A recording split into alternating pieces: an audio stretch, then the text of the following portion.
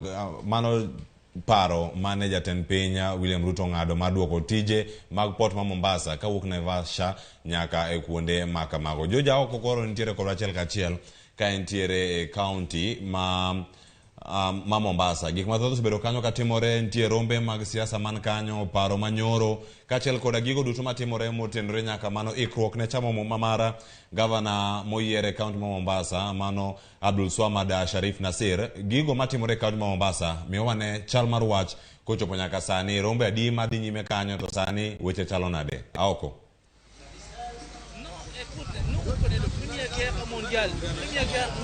Ero kama nainya lepa suluo shawinji maber ku ki county ma Mombasa manaka kiwache ne county ma Mombasa kawuono ni kod chenro mopogore madhi nyime county ni tachiel kuom mano mapodi twakie maduong' ahinya en wach report kata chik mane jatend piny Kenya migosi William Ruto golo mar dwaro ni chenro matimore e wath ma Mombasa mosebedo katimore dry port mantiere Naivasha kod mano mantiere Nairobi mondo mi oduogi e port ma Mombasa kae. Kama antiere ni antiere gi achiel kuom jogo manie sekta mar matudore gi gigo migole mwandu ma Mombasa kata mago magolo geche mawuok e pinje mokabire pacho ka. Ado mano lerwa ni to gin kaka gihusika gi weche mag clearing and forwarding wach report mane ogol gi jatend piny ne gikawe nade suda machiegni kae kato ichaka gi nyingi tinyisa ni to report ni un kaka jogo magolo geche e wath Mombasa ano kawe nade chaka gi nyingi. Ero kamano joja oko aniluonga ni Peter Tieno en jakom mar jogo makelo gache Kenya ka.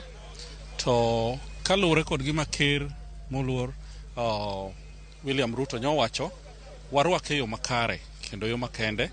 Gima owacho no owe ng'ato ka ng'ato mondo gol mwandu kamoro amora modwaro. Owe ketiji ni nyaka igol mna mwandu i Nairobi kata igol mwandu Naivasha. Chon ne wan kod reru. To reru mane wan kodo ni onge ng'ama ne chuno ng'ato ni mondo nyaka iti kod reru. Joma ne dwaro tiyo kod yo mar apaya ne tiyo gi yo mar apaya. Jok ma ne dwaro tiyo gi reru ne tiyo gi reru. Nikech reru ne bende beche yot to kendo ne gikelo mwandu nyaka e dhoot mana kaka loche be ne tero nyaka e dhoot. Koro gima wan wawacho ni jorer mondo dhi mbele gotimo ohala margi kendo kwayo kuom jogo makelo mwandu mondo yie omigi mwandu. Tae to gibende gitim giket nu bechgi obed piny to gibed jogo matero mwandu iyo mapio to duoko kontena mogolie mwandu iyo mapio maji owebedo kanwango asara nwach mar tiyo kod reru. To kaneno ket nkoro ji nyaka ti kod reru to reru ni osemiyo joma ng'eny ne yudo asara ka mwandu dhi nyaka Nairobi. Mwandu kochopo Nairobi to gole en lweny. Seche moko yudo ka mwandu moko nika to mwandu moko seter kucha. Seche moko yudo ka mwandu ni duto no biro osetieko kata na wige 3 wige 2 kata na dwe achiel puro kokel. Miyo factory mang'eny ne loro kembe nikech ok ginyal tiyo machiegni. Ne oket committee mane iluongo no Rapid Response Initiative mane an jakom matin mar burano. To kane warango wayudo ka mwandu ne chendo kabisa. To ne chuno ni wadhi Nairobi waloso wabiro Mombasa waloso bunyaka gik moko chako bedo makare. To ne gibedo makare nikech ang'o? Nikech ji ni chuno mondo tim kamano. Lakini kowen ng'ato golo mwandu ne kamodwaro tibro yudo ka tich bro bedo kendo bro bedo okang' machielo mopogore.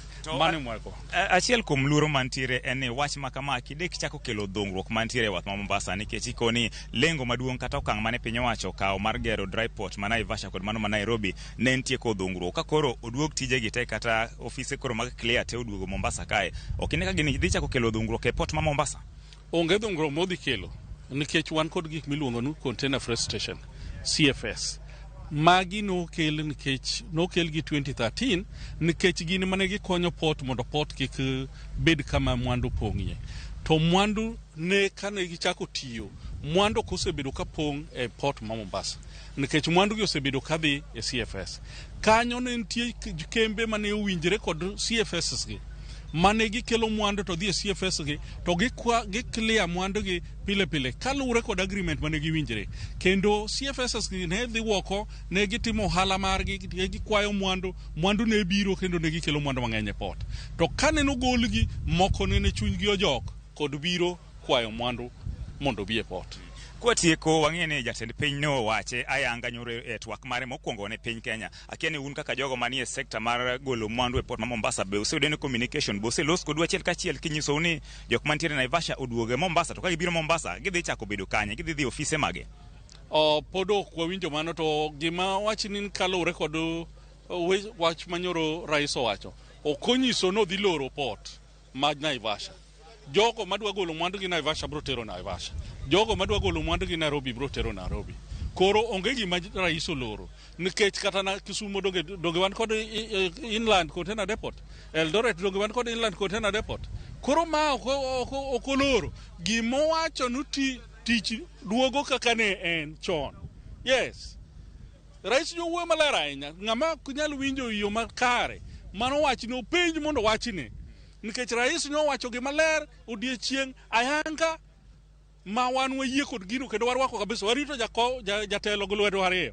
Yes. Kwatieko nitiere be paro machiel kuom joneno mag Ramogi TV ne kone kaber to ng'e ni nitiere pinje mag libamba ma sani oyienegi clear mwandu ka gin e pinjegi ne okone kaber to pinje mag libamba go benego bendi koro gibiro gi clear mwandu gi e port ma Mombasa kopo ni en adier ne jatend piny chano duogo thuolo mag tije e port ma Mombasa. Biparo ni ma en gima nyalore? Mano gima tiyo bet sani wan kod teknolojia to nyi winjo ka rais bende wuoyi wach mar teknolojia ne ok rais okelo wach moro mopogre kanyo. Gima timre ng'at madwa golo mwandu kata ka en Uganda oyiene golo mwandu to tiyo otudre kod ja clearing mantie ka to ja clearing mantie ka ni magolo ne mwandu ka maloso ne documents duto ka butim release ka en lori mioro to kao kata ka en odhi kod gari to odhigo to gidhi gigole kucha. Koro mago to seche moko ng'ato nyalo kelo mana porojo. An gima morgo jowa manyocha no oketho tich manokoso tich CFS jogo manokoso tich mag transport kaka local transporters mane majengo koro gibiro duoge tich. Nyithindo wan go mang'eny machandre to somo onge kuma gitiye. Gimwa kwayo ne jatelo yie mondo revive kambe maneno podho mondo duogo bedie mondo wati jowoti yo makare. Chik no segol giduogo karango gichako tich karango. Pod ok wang'eyo kama gibiro duoge, pod warito weche mabro biro kata nonro mabro biro mabro nyiso wan kore itime kama. Kendo gimwa nyalo kwayo nu barabara manori polos mawuok ka kadhi Busia nyaka Malaba ema chenro no endelea mapiyo mondo barabara bed ma en ang'wen mabiro to ang'wen madhi. Kok nyalre mano to bed adek mabiro to adek madhi. Nikech sani wan kod pinje mang'eny. Wan kod Uganda, wan kod Northern Tanzania, wan kod Rwanda, wan kod Burundi, wan kod DRC manyichako biro machiegni. Wan kod inyalo yudo kata piny kaka Chad bro donjo kuomwa kaka wanongo gine. Somalia nya winjo ni biro. Koro kwanyalo rango kaka barabara bedo maber. Wach mar tho mar head-on collision accidents dhi bedo reduced. Koro ng'ama dhi to dhi adhiya, ng'ama biro to bira maonge noromo ng'ato. Barabara mwan kodo en barabara matin to loche maringe ng'eny to en barabara manolos kodwa koloni. Gima no keti omedi en mna lam. Koro to lam no bende nugu buche to tin. Koro inyalo timo mano. Nyalo konyowa kabisa kendo pick up. Nikech wamiyo port wayawo obedo maduong'. To kwa miyo gi infrastructure to wabro chako laumu gi nok gitiyo makare. To wan kod professionals matiyo kanyo. Yes. Erokamano ahinya. Mana kaka iwinjo janeno mar Ramogi TV mana achiel kuom jogo manie sekta manie port ma Mombasa magin jogo magolo mwandu to chutho geche mawuok e pinje maoko kabire port ma Mombasa kato gibedo clear katigologi ka koro iterogi kuonde mopogore pacho kaendi. Kopogore gi wach twak mar port ma Mombasa no bende kama antiere e alap ma Mangina mamano en kama nyasi mar dhialo gavana mar kaunti ma Mombasa Abdulswamad Sharif Nassir biro timore ayanga kiny. To gima dhi nyime sani en ni ikruok mopogore opogore koro timore. Onjo ka ntiere band mago thumbe, waneno ka koro giloso kombe, tents osechungi kaendi, ma en ikruok mar neno ni kiny nyasi mar sidho ayanga gavana mar kaunti ma Mombasa ma en Abdulswamad Sharif Nassir biro dhi nyime e yo makare. Chenro ni nochakore chon kendo nyaka sani jotend arita nitiere kaendi, nitiere kamati mochung'ne neno ni chenro ni dhi e wang'e. Waseloso kodgi mane thuolo machuok mosekalo gikoni kila kitu ntiere makare, arita ojiw malich mokalo. Gikoni gin kod geno ni welo moheo 3,500 igeno ni biro yuoro e alapni endi Mama Mangina Water Tribe e nyasi mabiro timore kiny chakre saa 3 mokinyi. Jotelo mopogore opogore ikoni biro yuore, governors mopogore ikoni biro yuore romoni, kendo en geno ni oganda makwar biro chopo e nyasi ni mar sidho gavana mar kaunti ma Mombasa Abdulswamad Sharif Nassir. Gima dhi nyime sani ni waneno ka askache mag kaunti temo ikore ka gipangore, ka giikore ne odiochieng' ma kiny. No waneno ka ntiere jofaya to kod ji mopogore opogore manie kaunti ni ma Mombasa matimo mana ikruok mar neno ni nyasi ni kiny itayo e yo maber maonge ng'ikruok moro amora. Cleopas. Erokamano ahinya Joja oko. Weche thoth waneno kanyo kamago apisas man kanyo kendo gipangore. Wach madaher mar winjo kuomi kopogore gi mano mar chamo mar Abdulswamad Sharif Nassir odiochieng' ma kiny. Nitiere weche mantiere kar kanyo ponono. Isebedo kod romo makende gi jotend dino ma Salam mantiere Mombasa kanyo. Twak mora mora magisebedo ka gichiwo kotenore kod twak manogol nyoro kod jatend piny William Ruto kata e chenro madhi timore odiochieng' ma kiny. Nyalo bedo ni gin mage?